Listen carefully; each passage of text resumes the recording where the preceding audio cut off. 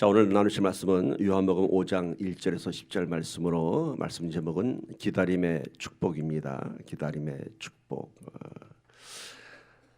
새해 들어서 우리가 요한복음을 이렇게 큐티하고 있습니다. 그 요한복음을 이렇게 자세히 들여다봤던 사건이 가나 혼인 잔치였었고요. 그리고 조금 더 줌아웃 해갖고 이렇게 넓은 시각으로 봤더니 요한복음 안에 7가지의 표적, 7가지의 기적의 사건이 있었습니다. 그것을 통해서 나타낸 것은 바로 하나님의 아들이신 메시아로 오신 예수 그리스도의 신성이었습니다. 그래서 제가 지난주까지의 7가지 표적 중에서 오늘 나눌 이 표적만 빼놓고 다 정리를 이렇게 했는데, 오늘 이 요한복음 5장 1절 10절에 기록된 표적은 세 번째 표적입니다. 그런데 이 세 번째 표적에 참 중요한 영적인 원리가 있고요. 이 세 번째 표적에 정말 보화가 감추어진 것 같은 메시지가 있습니다. 자칫 잘못하면은 이 베데스다 연못가에서 예수님께서 38년 된 병자를 고친 사건은 그 수많은 치유 사건 중에 하나처럼 그렇게 자칫 묻힐 수 있는 사건들입니다.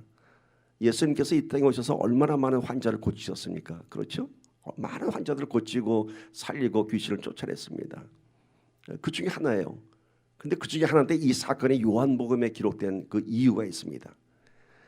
마태, 마가, 누가복음에서도 기록되어 있지 않은 사건이고요. 요한복음에만 이 사건이 기록되어 있고, 더 중요한 사실은 우리가 예수님의 공생애를 볼 때 어느 사건을 기준으로 보냐면 예수님께서는 3년 반의 공생애 동안 매년 유월절을 치르기 위해서 예루살렘을 내려가셨습니다. 그러니까 예수님의 주 활동 무대는 어디였죠? 갈릴리 지방 가버나움이셨고요. 유월절이 되면은 예루살렘에 올라가셔갖고 유월절을 치르고 오셨습니다. 그래서 세 번의 예루살렘 방문하셨는데, 첫 번째 예루살렘 방문하셨을 때는 예수님께서 무슨 일이 있었죠? 성전에서 장사하는 자들을 다 상을 뒤엎고 성전을 정결하게 청소하셨어요. 그리고 내가 사흘 만에 이 성전을 다시 지으리라, 이것이 내가 보일 표적이다라고 하는 이해할 수 없는 말씀을 선포하셨습니다. 그리고 니고데모와의 만남을 통해서 어떻게 하면 사람이 거듭날 수 있나이까, 사람이 물과 성령으로 거듭나지 않고는 아버지께로 갈 자가 없느니라라는 그런 이해할 수 없는 말씀하셨어요. 그리고 첫 번째 예루살렘에서는 또 많은 표적의 사건들을 보이셨습니다. 많은 병자를 고치셨습니다. 그리고 세 번째 유월절 방문하셔서는 뭔가요? 십자가에 매달리시기 위해서 오셨습니다. 그러니까 예수님께서 공생의 세 번째 예루살렘 방문하시고 나서는 그 십자가에 매달려서 돌아가셨어요. 그러니까 십자가에 매달리기 그 일주일 전의 사건들이 사복음서에 많이 기록되어 있죠. 무화과 나무를 저주하는 사건서부터 나사로를 살린 사건부터 다 기록되어 있죠. 그런데 유월절에 두 번째 유월절을 치르러 오신 사건은 오직 이 사건 하나가 기록되어 있습니다. 그러니까 두 번째 유월절을 치르기 위해서 예루살렘에 오셨는데, 그때 두 번째 오셔는 무엇을 하셨는가? 다른 복음서에는 전혀 기록되어 있지 않고요. 요한복음 5장에 딱 이게 기록되어 있는 거예요. 왜 그럴까요? 그만큼 이 사건은요, 복음서에서 감춰진 영적인 비밀이 있는 거예요. 살짝 이렇게 우리의 눈을 가리는 것처럼 자칫하면 묻혀져 갈 수 있는, 그냥 예수님께서 38년 된 병자 고치셔서 그러고 지나갈 수 있는 사건 같아요. 그러나 우리가 첫 번째 표적 물을 포도주로 바꾼 사건을 들여다볼 때 많은 메시지를 우리가 발견할 수 있었던 것처럼 이 사건 속에서요, 놀라운 일들이 있습니다. 한번 보도록 할 거예요. 사건 현장 속으로 한번 들어가 봅시다. 요한복음 5장 1절에서 10절입니다. 함께 읽습니다. 시작. 그 후에 유대인의 명절이 되어 예수께서 예루살렘에 올라가시니라. 유월절이에요. 이게 바로 예루살렘에 있는 양문 곁에 히브리 말로 베데스다라 하는 못이 있는데, 거기에 행각 5이 있고 그 안에 많은 병자, 맹인, 다리 저는 사람, 혈기 마른 사람들이 누워 물의 움직임을 기다리니, 이는 천사가 가끔 못에 내려와 물을 움직이게 하는데, 이 말은 뭐냐면요, 천사가 내려와서 물을 어떻게 타치를 합니다. 그런데 그러면은 그 움직인 후에 먼저 들어가는 자는 어떤 병에 걸렸든지 낫게 되미러라. 거기 38해 된 병자가 있더라. 예수께서 그 누운 것을 보시고 병이 벌써 오래된 줄 아시고 이르시되, 내가 낫고자 하느냐? 병자가 대답하되, 주여, 물이 움직일 때 나를 못에 넣어주는 사람이 없어 내가 가는 동안에 다른 사람이 먼저 내려가나이다. 예수께서 이르시되 일어나 내 자리를 들고 걸어가라 하시니 그 사람이 곧 나와서 자리를 들고 걸어가니라. 그냥 평범한 예수님의 치유 사건 같죠. 그렇죠? 예수님께서 지나가시다가 38년 동안 앉아있는 병자를 보고 네가 낫기를 원하느냐? 당연히 낫기를 원하겠죠. 네 자리를 들고 일어나라 하니 걸어갔다고 합니다. 근데 이 38년 된 병자의 모습을 가만 보면은 아마도 안진뱅이가 아니었나 싶은 생각이 들죠. 자기는 혼자 그 못에 뛰어들 수가 없다고 하죠. 누군가가 들어줘야 된다고 하죠. 그리고 예수님께서 네 자리를 들고 걸어가라 하니까 그가 자리를 들고 걸어가니라. 그런데 안진병자일 뿐만 아니라 예수님께서 보시니까 그가 병이 벌써 오래된 줄 아시고 하니까 또 많이 쇠약해진 병자인 것 같습니다. 자, 여기서 우리 한번 어떤 메시지가 이 안에 담겨 있나 봅시다.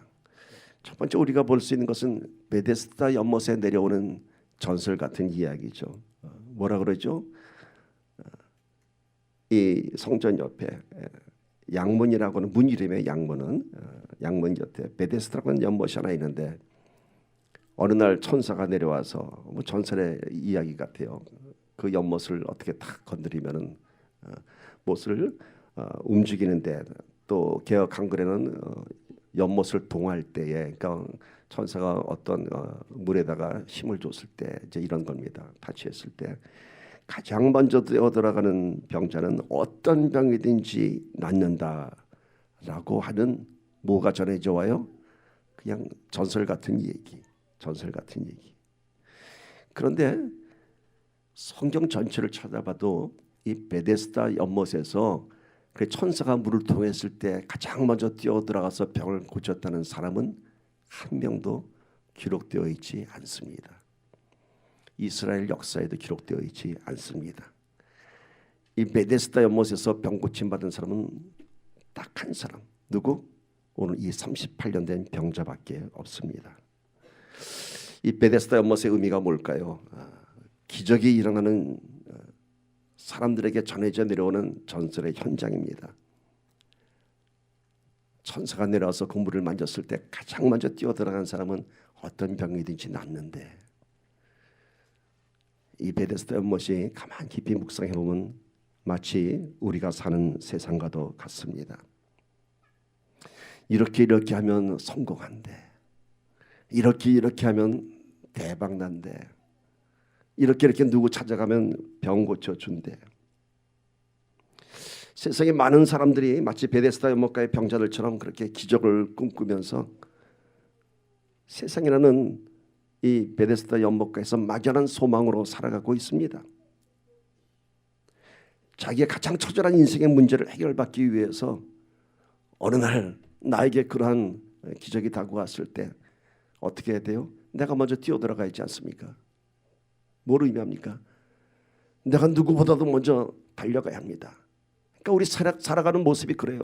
처절한 경쟁 속에서 누구를 이겨야 한다는 그런 강박관념과 부담과 긴장 속에 살아가고 있습니다. 여러분 이 베데스다 연못가에 얼마나 많은 사람이 있었을까요? 지금 38년의 병자만 있었던 것이 아니죠. 수많은 병자들이 유대 땅의 수많은 병자들이 아마 그 연못가에서 가장 좋은 자리를 차지하려고 그리고 오랜 세월을 기다려왔을 것입니다. 언제나 천사가 물을 동할까. 바로 우리가 살아가는 모습이 베데스다 연못 같은 그런 모습 아니겠습니까, 여러분? 어떻게 하면 내가 살아가는 이 삶에서 내가 성공할까? 어떻게 하면 내가 이길까? 누구보다 먼저 뛰어들어갈까? 늘 긴장하며 살아가지 않습니까? 그러나 여러분 이 세상이라고 하는 베데스다 연못은 결코 이루어지지 않는 신화와 전설로 사람들을 미혹할 따름입니다. 그곳에는 우리가 원하는 기적도 없고 우리가 원하는 대박도 없고 우리가 원하는 인생의 행복도 없습니다. 이런 얘기하면 그러겠죠. 어떤 분은 로또가 있는데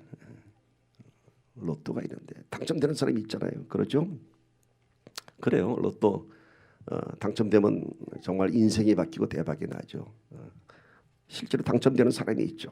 근데 그 로또에 당첨될 확률이 어느 정도인지 아세요? 그러니까 뭐 막연히 그거는 뭐 기적 같은 일이 하겠지만은 누가 이거를 이렇게 분석했는지 모르겠지만 이렇게 비유하더라고요.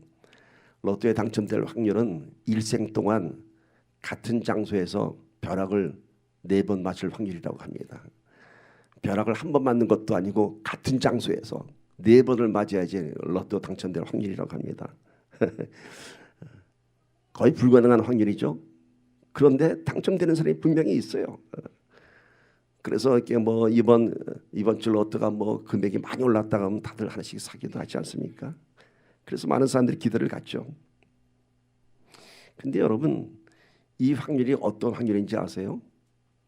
이걸 좀 수학적으로 좀 분석하면 이렇습니다. 우리가 로또를 한 장 살 때 우리가 기대할 수 있는 금액이 기대값이라고 합니다. 수학으로 얘기하면은 그걸 어떻게 계산하냐면은 로또가 당첨될 확률에다가 당첨될 금액을 곱하면은 이 기대 금액이 나옵니다. 근데 그 금액이 얼마인지 아세요? 로또 한 장이 얼마인가요? 2불인가요? 1불인가요? 하여튼 절대로 이 기대 금액이 로또의 액면가보다 높을 수가 없습니다. 그게 로또의 원리예요. 그러니까 즉 뭐냐면은 로또는 사면 살수록 손해인 거죠.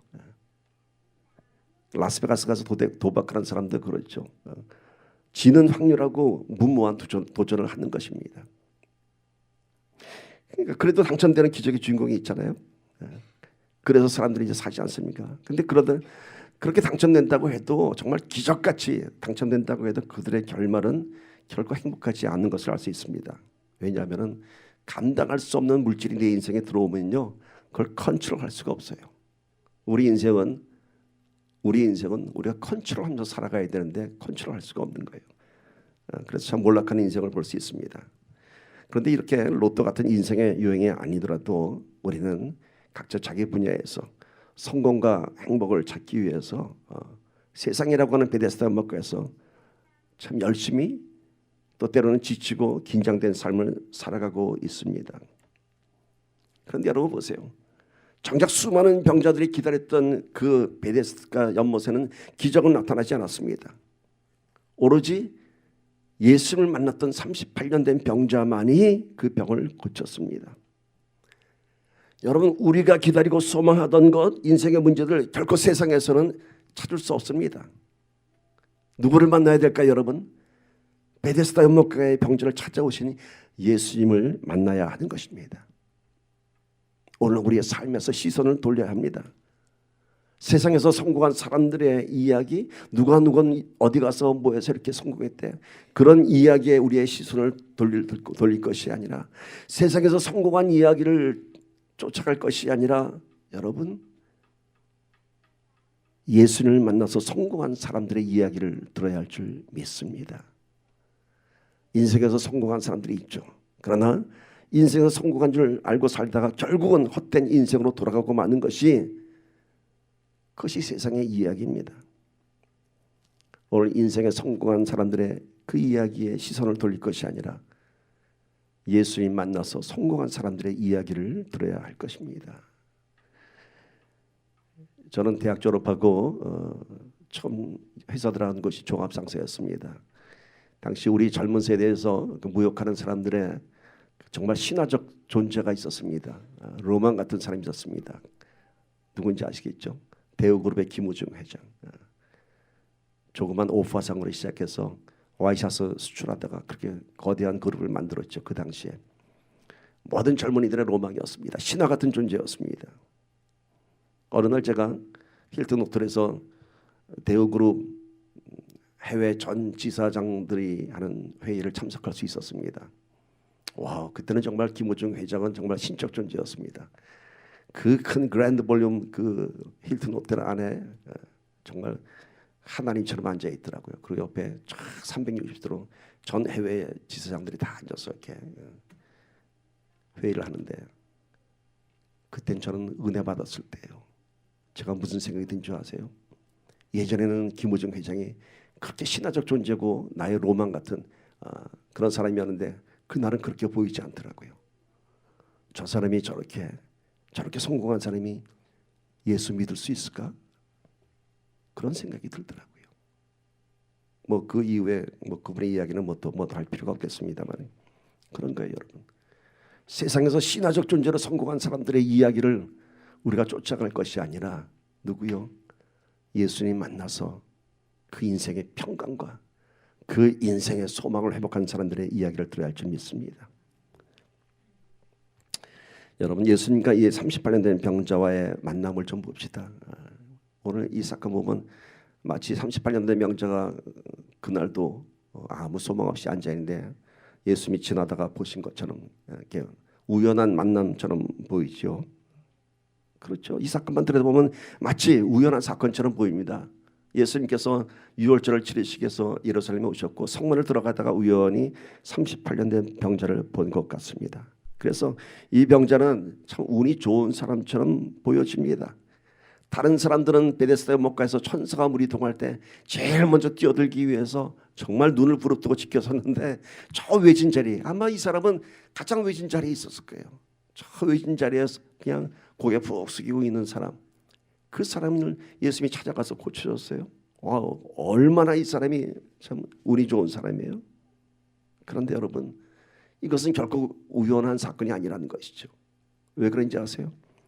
예수님께서 유월절을 3번 방문하실 때마다 기록된 그 큰 사건들이 있는데 이게 두 번째 유월절 방문에서 기록된 유일한 사건이에요. 그거는 그 안에 예수님의 의도와 목적이 있다는 것이죠. 결국 지나가다가 우연히 예수님이 이 병자를 고친 것이 아니라 예수님이 찾아오셨습니다. 우연처럼 보이지만 거기에는 이미 예정하신 주님의 섬세하신 계획이 있었습니다. 또 이 병자는 참 운이 좋은 병자였던 것 같지만은 사실은 이 병자는 이날 아침도 38년 동안 정말 눈물로 기다렸던 그런 인내의 시간이 있었던 것입니다. 이 병자가 무슨 소망이 있었겠습니까? 베데스다 연못가에 그런 전설이 있었지만은 천사가 와서 물을 동한데도 자기는 들어갈 수 없는, 그런데 무슨 소망이 있었겠어요? 그럼에도 불구하고 그는 그 자리를 지켰습니다. 왜 그런지 아세요? 어차피 세상에 방법이 없잖아요. 오늘 우리가 세상에 베데스다 연못에는 소망이 없다고 얘기한 것처럼 이 38년 된 병자는 그것을 알고 있었습니다. 어차피 세상에서는 방법이 없다는 것을. 그 외진 자리에서 다른 사람이 병 고치는 것을 보고라도 위로받고 싶은 아마 그런 마음이 있었을 것입니다. 이날도 그는 전혀 이런 일을 기대하지 않고 앉아 있었습니다. 몸은 날로 쇠약해 갔지만은 그날도 여전히 그 자리를 지키고 있었습니다. 그런데 그 자리가 어딘가요? 사람들이 볼 때는 저기 외진 자리, 천사가 물을 동해도 뛰어들어갈 수 없는 저 외진 자리, 저기 뭐하고 앉아있어? 라고 손가락질할지 모르지만은 바로 그 자리가 예수님이 찾아오실 자리였던 것입니다. 아마도 수많은 베데스다 연못가의 사람들이 그날까지 좋은 자리를 차지하고 기다리고 많이 기다렸을 것입니다. 그런데 아마도 많은 사람들이 기다리다가 지치고 돌아간 사람들도 많았을 것입니다. 그래서 누군가가 그 자리를 떠나면 또 누가 그 자리를 차지해서 앉고, 그런 것이 오랜 세월 지났습니다. 이런 모습이 바로 이 베데스다 연못에서만 있는 모습이 아닙니다. 오늘도 마치 베데스다 연못가의 좋은 자리를 찾기 위해서 그 자리를 막 아기다투하며 잡았던 사람들처럼 아마 수많은 사람들이 여러 가지 소문을 듣고 이 교회 저 교회를 떠돌아다니고 있지 않는가 싶습니다. 이 교회가 기적의 현장일까? 이 교회가 내가 은혜 받을 교회인가? 그리고 떠돌아다니다가 결국은 예수님께서 찾아오시는 그 베데스다 현장을 놓치는 안타까운 일들이 얼마나 많을까 생각하게 됩니다. 한 자리에서 꾸준히 기다리는 사람이 결국 예수님을 만나는 것입니다. 어쩌면 이 38년 된 병자가 베데스다 연못가에서 유일하게 오랜 세월을 그 자리를 지킨 사람이 아니었나 생각해 봅니다. 수많은 사람들이 그 자리에 기다렸다가 아유 뭐 천사가 안 오나 보다, 오늘은 무슨 일이 있어서 안 오고 그런데 어쩌면 이 사람만이 38년 동안 단 하루도 빠지지 않고 그 자리를 지키지 않았나 싶습니다. 여러분, 예수님께서 찾아오시는 것은 수많은 사람들이 찾아다니는 그런 기적을 찾아다니는 현장이 아니고, 뭐 사람들이 원하는 건물이 좋은 교회가 아니고, 프로그램이 좋은 교회가 아니고, 변함없이 한 자리에서 신앙을 지키는 그 자리인 것입니다. 바로 오늘 우리들이 변함없이 지키고 있는 이 자리가 주님이 우리를 만나 주실 자리입니다. 물론 많은 사람들이 지치기도 하고 포기하기도 합니다. 그러나 분명한 것은 주님이 우리의 기다림 속에 찾아오신다는 겁니다. 오늘 말씀 제목이 기다림의 축복입니다. 엄밀히 말하자면 이미 예수님은 오셨습니다. 우리가 만나야 할 자리입니다. 이것이 바로 우리 인생의 문제가 해결되는 자리인 것입니다. 만약 이 38년 된 명자가 이날 아침 왠지 몸이 찌뿌듯해, 오늘은 오늘 날씨가 별로 안 좋아, 오늘은 그냥 집에 있어야겠어, 이렇게 해서 이날 베데스다 연못을 나오지 않았다면은 아마 그의 지나간 38년은 헛된 세월이 되고 말았을 것입니다. 중요한 것은 그 자리를 하루도 빠짐없이 지키는 것입니다. 언제 오신다고요? 주님께서 우리의 그 기다림이 저 하늘보좌 위에 올라갈 때 주님이 우리를 눈동자처럼 지켜보시다가 네가 그 자리를 지켰지 하고, 사람들이 말하는 좋은 자리가 아니라 내가 앉아있는 그 자리 찾아오시는 것입니다. 오늘이 바로 그날이 되기를 소망한다면, 오늘 우리 인생의 문제가 주님 만나서 해결되는 그날이 되기를 소망한다면 오늘 우리는 이 믿음의 자리를 지켜야 할 것입니다. 이런 영어 속담이 있더라고요. 한번 파워포인트 비춰줘 보세요. It's the last straw. straw는 우리 음료수 마실 때 마시는 그 straw 그거죠. 그게 이제 옛날에는 그 밀집으로 만들었기 때문에 이 straw는 사실 그 지푸라기를 얘기합니다. It's the last straw that breaks the camel's back. 이건 뭔가요? 낙타의 등허리를 주저앉게 하는 것은 the last straw, 마지막 지푸라기 하나다. 낙타의 등에 무거운 짐을 싣습니다. 낙타는 많은 짐을 싣죠. 그래서 껐떡없이 버티고 있습니다. 짐이 자꾸 올라갑니다. 그런데 결국 낙타가 주저앉는 것은 마지막 지푸라기 하나 탁 올려놨을 때 그때 펄썩 주저앉는 겁니다. 낙타가 그 지푸라기 때문에 주저앉았을까요? 이미 자기가 버틸 한계를 넘었기 때문인 것입니다. 여러분, 우리의 기도가 쌓이고 쌓였을 때 어느 날 던진 기도가 응답될 것입니다. 제가 참 좋아하는 예화인데 아마 아주 오래전에 한번 했던 기억이 나는데요. 눈이 막 하염없이 쏟아집니다. 산속의 아름다운 풍경을 한번 그려보세요. 나뭇가지에 눈이 막 소복히 쌓입니다. 동굴에서 겨울을 지내던 토끼가 바깥에 설경을 이렇게 보고 있습니다. 야, 참 아름답다. 그런데 어느 날 보니까 나뭇가지가 부러졌어요. 그 굵은 나뭇가지가. 그래서 토끼가 생각했어요. 참 이상하다. 아니 이렇게 가벼운 눈송이가 저 나뭇가지를 부러뜨려? 참 이상했습니다. 아니 내리면 손바닥에 토끼의 솜털이 앉아서 녹아버리는 눈송이가 저 두꺼운 나뭇가지를 부러뜨린다고. 그래서 토끼가 그 이유를 알기 위해서 동굴에서 밤을 새면서 눈송이를 세기 시작합니다.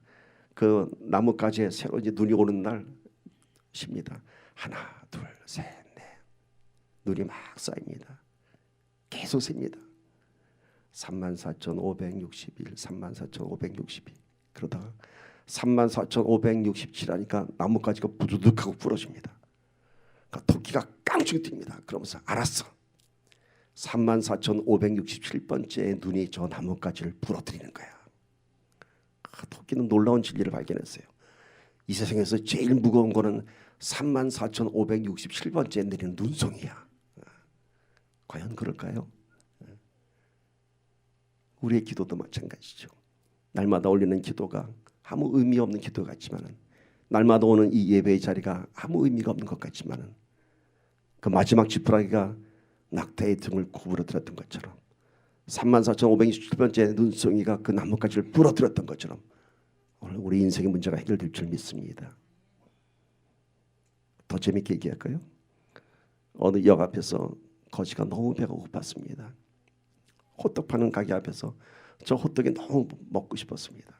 주머니를 뒤져보니까 호떡을 사 먹을 돈은 조금 모여진 것 같아요. 그래서 아끼다가 결국은 유혹을 못 참고 호떡을 먹습니다. 호떡을 하나 다 먹었는데 너무 맛있어요. 하나 갖고는 뭐 기별도 안 가.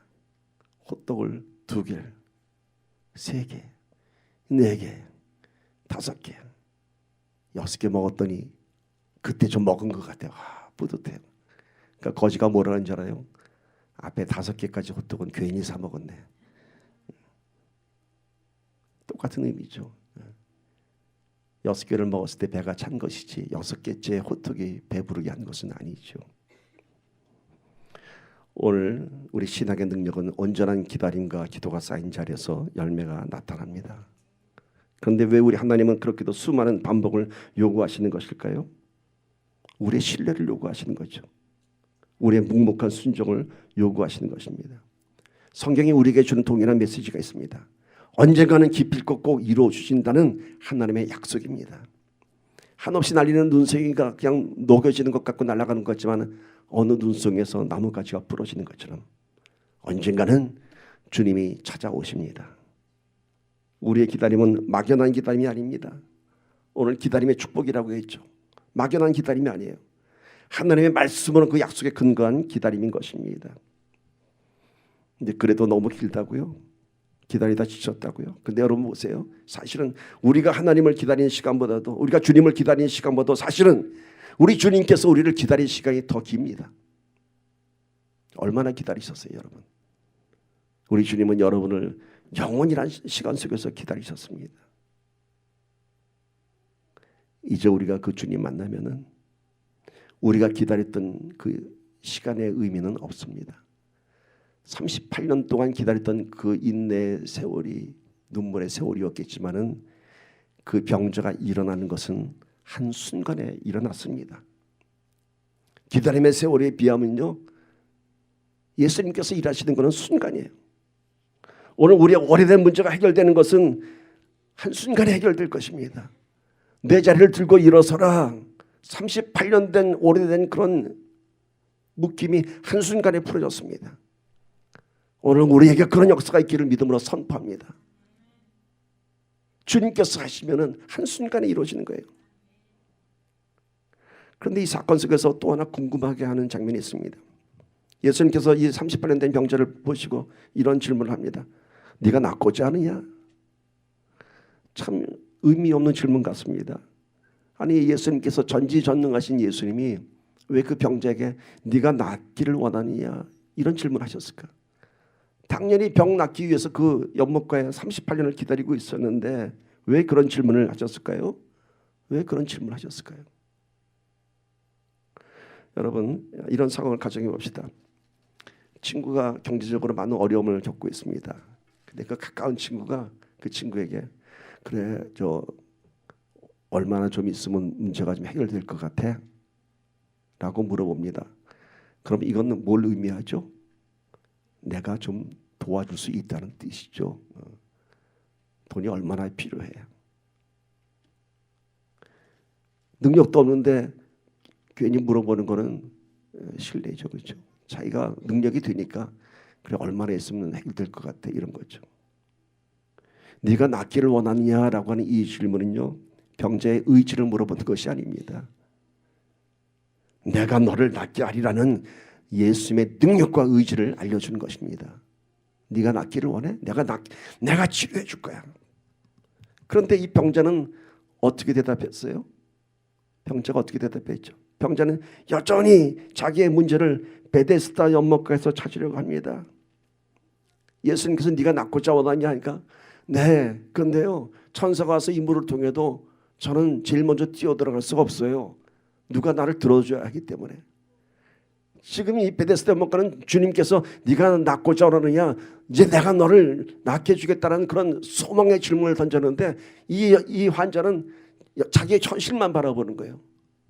네, 그렇죠. 낫기를 당연히 원하는데 나는 이 연못에 먼저 뛰어들어갈 그런 능력이 안 됩니다. 예수님께서 말씀하십니다. 네 자리를 들고 걸어가라. 근데 여기서 38년 된 병자가 그냥 그대로 일어나는 거예요. 여러분, 오늘 여러분의 절박한 문제들, 오랫동안 갖고 있던 문제들에서 오늘 우리 예수님께서 주시는 질문을 한번 머릿속에 한번 그려봅시다. 네가 오래된 병 낫기를 원하느냐? 너의 경제적인 문제가 해결되기를 바라느냐? 정말로 불가능하다고 하는 너의 그 문제를 해결받기를 원하느냐? 오늘 주님이 우리에게 이렇게 물어보신다면 여러분 어떻게 대답하실까요? 아마 38년 된 병자가 똑같은 대답할 거예요. 네, 이 병은 좀 힘드네요. 제가 무슨 지금 이 상황에서 뭘 어떻게 하겠습니까? 내가 안 되는 것만 나오겠죠. 우리 주님은 계속 우리에게 물어보는 거예요. 네가 낫기를 원하느냐? 네가 이 문제가 해결되기를 원하느냐? 해주시겠다는 거예요. 근데 우리는 자꾸만 어떤 대답을 해요? 부정적인 대답을 하는 거예요. 여러분, 오병이어의 사건에서 예수님께서 제자들에게 너희가 나누어줘라, 너희가 먹을 것 나누어줘라 했더니 빌립이 뭐라 그랬죠? 200데나리온의 떡이 필요합니다라고 대답했어요. 그래서 예수님께서는 뭐라 했죠? 어떻게 하실지를 아시고 물어본 거 아니에요. 그렇죠? 근데 빌립은 여전히 현실적인 대답만 한 거예요.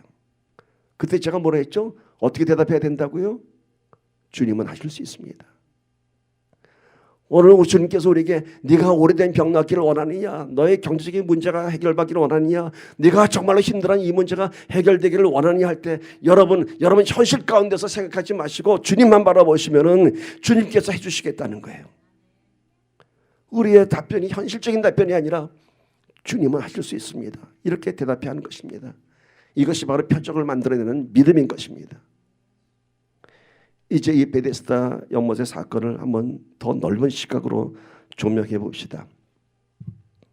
이게 지금 두 번째 유월절에 와서 예수님께서 보이신 사건이에요.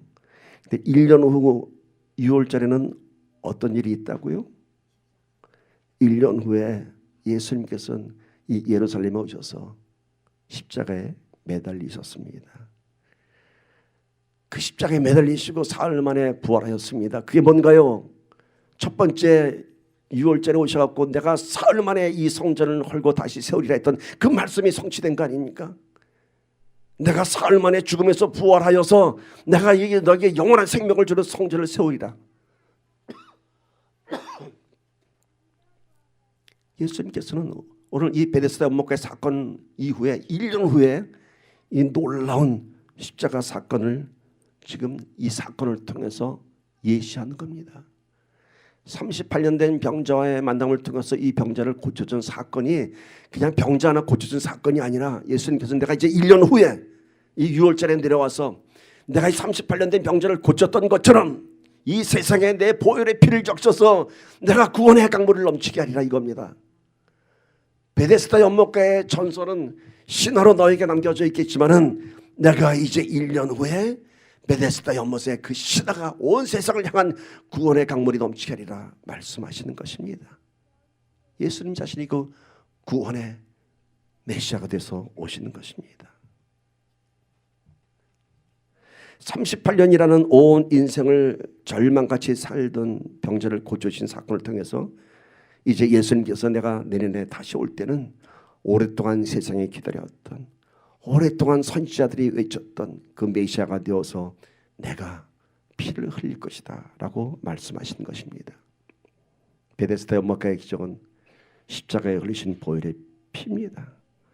천사가 내려와 물을 동하면 병이 나을 것이라는 베데스다 연못의 기적이 십자가에서 온 인류에게 성취되는 것입니다.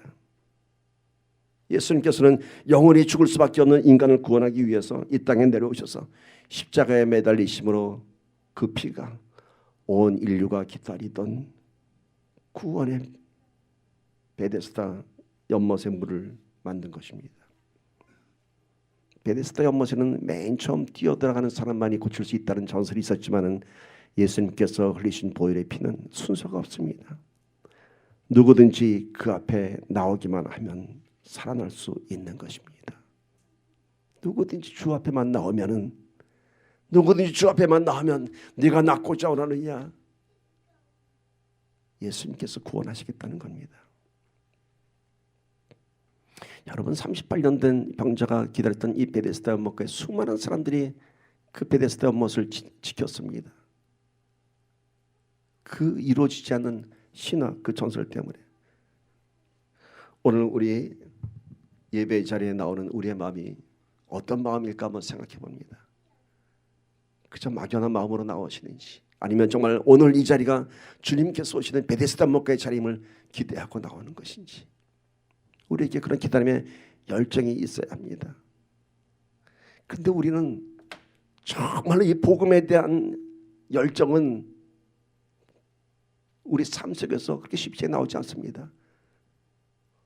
오히려 세상 것들에 얼마나 마음을 빼앗길지 몰라요. 제가 얼마 전에 그 백종원에 하는 골목식당이라는 프로를 봤는데, 제가 그거 보고 참 한동안 생각했어요. 거기 보니까 그 돈가스를 아주 기가 막히게 맛있게 파는 집이 있더라고요. 포방도 돈가스라고 보셨는지 모르겠는데, 그런데 이게 방송을 타고 나가니까요, 그 돈가스 먹기 위해서 사람들이 밤을 새워 줄을 서더라고요. 밤을 새워서. 그러니까 이 식당에서 너무나 사람들이 많이 오니까 감당할 수가 없어갖고 그 골목에다가 그 사람들이 대기하는 장소를 또 따로 렌트했더라고요. 야, 내가 놀랐어요. 세상에 돈가스 하나 먹기 위해서 밤을 새우는 저 열정. 우리는 주님 앞에 나오는 열정이 얼마일까 한번 생각해봤습니다. 세상에 돈가스보다 못한 주님이 되었어야 되겠습니까, 여러분? 근데 더 재미있는 것은 그 집에서는 한정 판매를 하더라고요. 그래서 어느 순서가 되면 다 잘라요. 그러니까 밤새고 기다리다가 여기까지 하면은 그 다음 사람은 막 안타까워서 미치려고 그래. 내가 뭐 새벽 몇 시에 왔는데 막 이러는 거예요. 여러분, 주님은 순서를 안 받고 다 받아들이신다고 했어요. 그 제한된 돈가스를 먹기 위해서도 밤을 새고 자기 앞에 잘려지면 그렇게 뭐 원통이 하면서 돌아가는데, 오늘 우리는 예배 자리에 나온 우리의 마음이 어떤지 한번 돌아보기 바랍니다. 오늘 그 열정으로 기다리길 바랍니다. 밤을 새워 기다리는 그 마음이 내 육신의 필요를 채우기 위한, 돈가스가 우리 육신의 필요겠죠. 맛있는 것, 내가 원하는 것. 우리는 세상에서 우리가 원하는 것들을 위해서 정말 돈가스 먹고 위해서 기다리는 것처럼 그런 열정을 보이지 않습니까? 그런 열정 보이잖아요. 근데 정말 우리가 주님 앞에 나오는 마음이 그런 열정이 있는가? 여러분, 세상에서 찾는 우리가 구하는 것들은요, 그냥 그것뿐이에요. 돈가스 한 끼 먹으면 끝나는 거예요. 맛있었다면 끝나는 거예요. 그러나 주님이 주시는 생명의 떡은 우리에게 영원한 생명을 주신다는 거예요. 그것을 위해서 밤을 새워 못 기다리겠습니까? 예배 자리에 달려 나오는 마음이 정말 그런 마음으로 달려 나오기를 간절히 소망합니다. 38년 된 병자가 연못가에서 예수를 만나서 병고침을 받은 것은 결코 우연한 사건이 아닌 것을 오늘 알 수 있었습니다. 그렇다면 38년 된 병자가 지나왔던 그 38년이라는 시간도 그저 막연히 흘러간 시간이 아니었던 것을 알 수 있습니다. 그는 이날 예수님의 그 권능을 드러내기 위해서 그 세월 동안 그 자리를 지켰습니다. 인간적인 시각으로 바라보면 그는 불행한 사람일지 모르겠습니다. 그러나 하나님의 시각으로 바라보면 그는 하나님의 나라를 이 땅에 선포하는 데 있어서 귀한 도구로 사용된 것입니다. 38년의 세월을 지켜온 이 병자의 사명처럼 오늘 우리가 이 예배자를 지킬 때에 기필코 하나님의 영광이 나타나는 교회가 될 줄 믿습니다. 말씀을 정리합니다. 베데스다 연못의 전설은 결코 이루어지지 않았습니다. 오직 예수님을 만난 38년 된 병자만이 이 기적의 전설을 체험했습니다.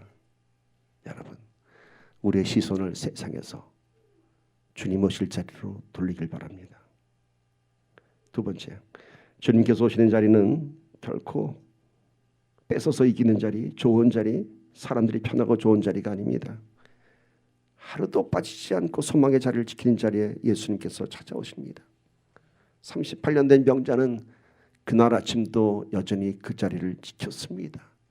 그래서 우리가 예배의 자리를 지켜야 하는 것입니다.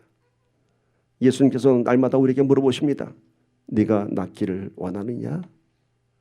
이 자리는 예수님께서 우리를 고치시고 회복시키고 구원시키고자 하시는 자리입니다. 그래서 오늘도 물어보십니다. 주님께서 네가 낫기를 원하느냐? 네가 네 인생의 문제를 해결받기를 원하느냐? 주님께서 하시겠다는 겁니다. 주님의 그 자리에서 오늘 우리가 응답받기를 축복합니다. 오늘도 간절히 소망합니다. 은혜 안에 교회의 모든 예배 때마다 주님께서 찾아오셔서 모든 예배자들의 아픔과 상처를 만져주시며 예수님의 보혈의 피가 세상이라고 하는 베데스다 연못을 적셔서 구원을 이뤘듯이 이 자리가 구원의 감격이 넘치는 자리가 되기를 주님의 이름으로 간절히 축원합니다. 함께 기도합시다. 말씀을 다시 한번 우리 정리하길 바랍니다. 세상에 수많은 유혹과 미혹과 전설이 있습니다. 베데스다 연못 같은 그런 이야기들이 많이 있습니다. 그러나 베데스다 연못가에서 고침받은 사람은 오직 예수님을 만난 이 병자뿐이 없습니다. 오늘 우리의 삶 속에서 우리가 찾아야 할 것은 세상의 자리가 아니라 오직 주님 오시는 그 자리입니다. 내가 그 소망의 자리를 지킬 때에 우리 주님께서 그 자리에 찾아오실 것입니다. 예수님께서는 날마다 우리를 고치시기를 원하십니다. 오늘 이 자리가 베데스다 못에 주님 만나는 그 자리가 되기를, 내 심령이 그렇게 주님을 간절히 찾는 자리가 되기를 소망합니다. 함께 기도합시다.